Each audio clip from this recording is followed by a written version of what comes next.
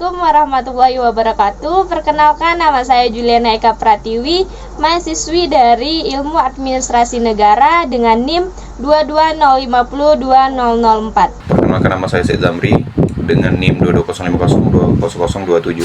Perkenalkan, nama saya Nur Nadira dengan NIM 220200029. Saya di sini akan membahas hasil diskusi kami yang dimana pembahasan isu ini tentang meningkatkan kesadaran masyarakat terhadap pengelolaan sampah di Kota Tanjung Pinang.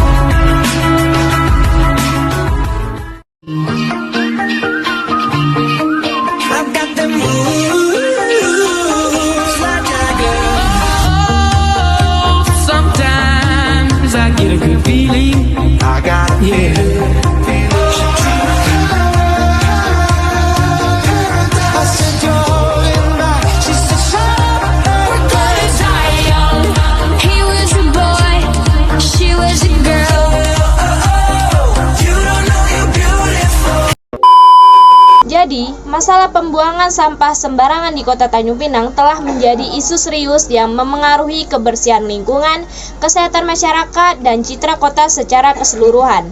Rendahnya kesadaran masyarakat dan lemahnya penegakan hukum menjadi akar utama persoalan ini. Berdasarkan hasil analisis akar penyebab dengan metode fishbone diagram, persoalan ini muncul akibat lemahnya edukasi lingkungan, kurangnya sarana prasarana, budaya permisif, dan tidak optimalnya regulasi. Menurut data DLH Tanjung Pinang tahun 2023, sekitar 40% sampah rumah tangga tidak tertangani dengan benar, memperparah kondisi lingkungan. Oleh karena itu, diperlukan kebijakan terpadu yang menggabungkan pendekatan edukatif, mengubah pola pikir partisipasif, melibatkan pemangku kepentingan, dan represif penegakan hukum agar masyarakat lebih sadar, peduli, dan bertanggung jawab terhadap kebersihan lingkungan. Konteks dari permasalahan ini yaitu sampah menjadi tantangan kronis dalam tata kelola kota termasuk di Tanjung Pinang. Meskipun peraturan daerah nomor 6 tahun 2019 telah diberlakukan, praktik di lapangan menunjukkan lemahnya implementasi. Banyak warga masih membuang sampah sembarangan di ruang publik, jalan raya, pasar, dan saluran air. Sebagai kota pesisir dan pusat administrasi Provinsi Kepulauan Riau, permasalahan kebersihan di Tanjung Pinang mencerminkan kualitas tata kelola pemerintah dan peradaban warganya. Rendahnya kesadaran masyarakat ditambah minimnya dukungan infrastruktur dan lemahnya sanksi hukum memperkuat urgensi reformasi kebijakan pengelolaan sampah. Oke, baik, selanjutnya itu terkait deskripsi masalah, yaitu kritik terhadap kebijakan. Nah, jadi kebijakan pengelolaan sampah di Kota Tanjung Pinang itu masih bersifat reaktif dan belum terintegrasi.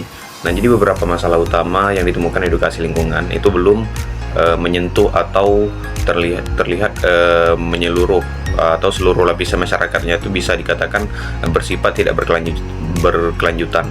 Nah, jadi tempat sampah itu di Kota Tanjung Pinang masih sangat terbatas, terutama di seperti yang kita lihat di kadang-kadang di setiap sisi, di setiap perkampungan atau di setiap jalan yang kosong itu masih ada yang belum didistribusikan atau disediakan. Nah, jadi distribusinya itu tidak merata. Nah, jadi kurang strategis regulasi yang telah ada peraturannya. Jadi menurut kami, namun pengawasan lemah dan juga sanksi itu belum konsisten. Sistem reward punishment-nya itu belum juga tersedia. Ibaratnya partisipasi dari tokoh masyarakat, komunitas lokal, dan juga media itu belum optimal. Nah, dengan demikian permasalahan ini tuh bukan hanya teknis, tapi juga menyangkut aspek kultural, sosial, kelembagaan, dan juga struktural. Oke, selanjutnya itu rekomendasi kebijakan. Yang pertama itu pendidikan dan juga sosialisasi. Ini sangat penting karena apa? Edukasi di lingkungan sekolah dan juga perguruan tinggi negeri dan juga community atau komunitas secara rutin dan sistematis, kampanye digital, murah edukatif dan lain sebagainya, dan seperti video pendek yang melibatkan tokoh masyarakat, tokoh agama sangatlah penting, influencer lokal dan juga sebagai agen perubahan. Terus yang kedua ada peningkatan sarana dan juga prasarana. Nah jadi peningkatan sarana dan prasarana ini itu dengan menambah jumlah juga sebar tempat sampah secara strategis, pasang papan atau informasi peringatan di area publik dan juga zona rawan sampah. Nah jadi tingkat sistem pengangkutan dan juga pemilihan sampah itu berbasis zona. Untuk slide selanjutnya itu yang ketiga ya, sambungan dari tadi itu ada penguatan regulasi dan juga penegakan hukum. Penguatan regulasi dan juga penegakan hukum ini itu menguatkan itu menerapkan atau diterapkan Perda pada nomor 6 tahun 2019 itu secara konsisten. Nah, dengan berlakunya sanksi administratif dan juga sosial untuk pelanggar yang juga melibatkan Satpol PP misalnya. Terus RT, ada juga RW, Karantuna gitu. Nah, jadi yang keempat selanjutnya itu ada perlibatan masyarakat dan juga kolaborasi. Nah, jadi dengan mengembangkan seperti bank sampah dan juga komunitas peduli sampah, lomba kebersihan atau RT, RW, kelurahan seperti bangun kerja bersama dengan LSMR, CSR dan perusahaan-perusahaan lainnya dan juga media lokal. Nah, nantinya semuanya itu bisa mengedukasikan terutama di pendidikan ataupun sosialisasi terkait dengan permasalahan ini, sehingga permasalahan ini bisa terselesaikan. Baik, di sini saya akan melanjutkan bagian rekomendasi kebijakan yang terakhir, yaitu yang kelima, digitalisasi dan inovasi, yaitu dengan cara buat aplikasi pelaporan pelanggaran kebersihan berbasis Android. Terapkan sistem zonasi intervensi berdasarkan data dan libatkan generasi muda dan komunitas kreatif untuk kampanye lingkungan. Dengan pendekatan kolaboratif ini, diharapkan tingkat kepatuhan masyarakat meningkat 30% dalam 2 tahun.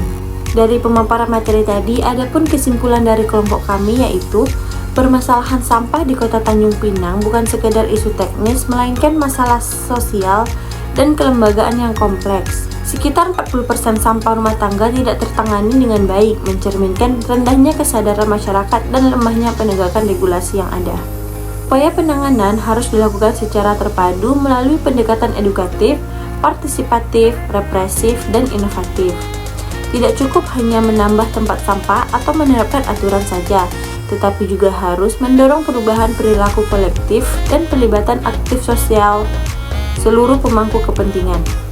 Jika rekomendasi ini dijalankan secara konsisten, Kota Tanjung Pinang berpeluang membentuk sistem pengelolaan sampah yang lebih efektif dan berkelanjutan. Namun, jika diabaikan, resiko pencemaran lingkungan dan penurunan kualitas hidup masyarakat akan semakin besar. Kebersihan Kota Tanjung Pinang bukan hanya tanggung jawab pemerintah, tapi cermin budaya dan kepedulian warganya. Mungkin cukup sekian pemaparan dari materi kelompok kami. Terlebih kurang kami mohon maaf. Wassalamualaikum warahmatullahi wabarakatuh.